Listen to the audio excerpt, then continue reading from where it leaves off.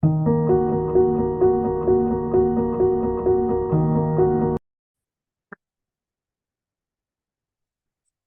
I'm Sharon Taylor, founder and CEO of the business Vision and Development Center. And it is summer. Yes, it is. It is summer. And so I thought this would be a perfect opportunity to talk about the seasons of entrepreneurship. So, just like the seasons, entrepreneurship also has its own seasons. So, you need to understand them in order to prepare for them. And you also need to understand them to also know that each season it's for a particular time. And most seasons, all seasons so far, are temporary. So let's talk about summer first. It is so hot outside. I mean, it's just unbelievable. But summer, people like the summer. They like the long days, they like the warm weather, they like seeing everything growing. Okay, me not so much. I do not like the heat. But in the summer of entrepreneurship, it seems like everything is going great. Sales are increasing, you're getting new customers, morale is high, you're hiring employees to keep up with your demand, and it's an exciting and energetic time.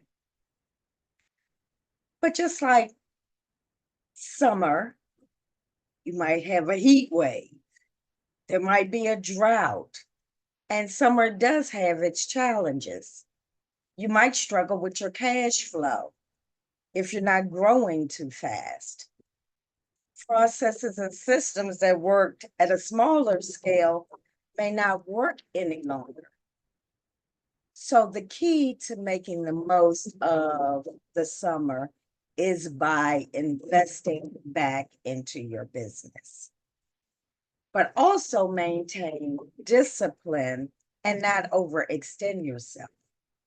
Have a contingency plan in place to potential bumps in the road. Enjoy your summer.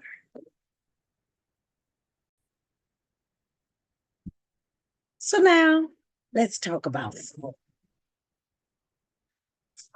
I love the fall, probably because it was born in October, but I digress. In fall, the trees release their leaves and plants go to dormant state as the world prepares for winter's arrival. For entrepreneurs, fall represents times of transition and letting go.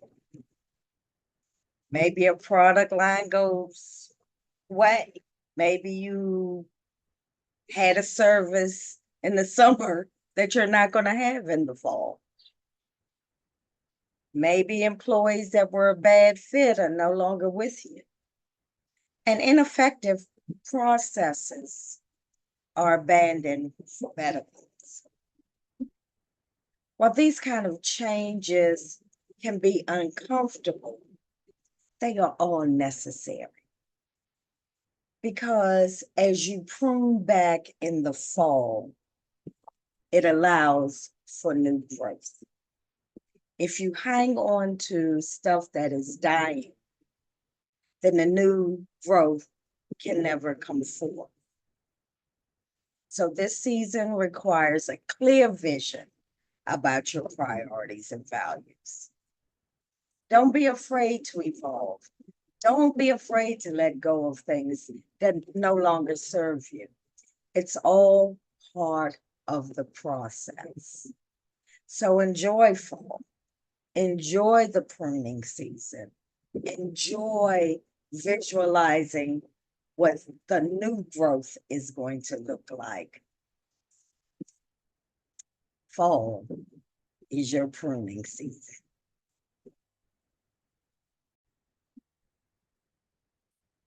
Now let's talk about winter, my favorite season. Love the winter. Winter gives me a chance to kind of hibernate. And winter is also the season of perseverance because in winter, with the seasons, it can be cold and icy and snow, and your trees are bare and your flowers have gone away. And sometimes you seem to be sad or wonder, what is all this for? And as entrepreneurs, sometimes we can mirror these periods and have periods of stagnation, setbacks, crises, sales may flatline, cash flows dry up, morale drops, and you question whether your business will even survive. The winter is typically the most difficult and draining time as an entrepreneur. But just as trees rest and conserve energy to prepare for the spring, you have to dig deep. You have to persevere. You have to preserve your stamina and ride out the storm. The keys in this season are disciplined cost management, open communication, and relentless perseverance. Don't make rash decisions born out of panic or despair.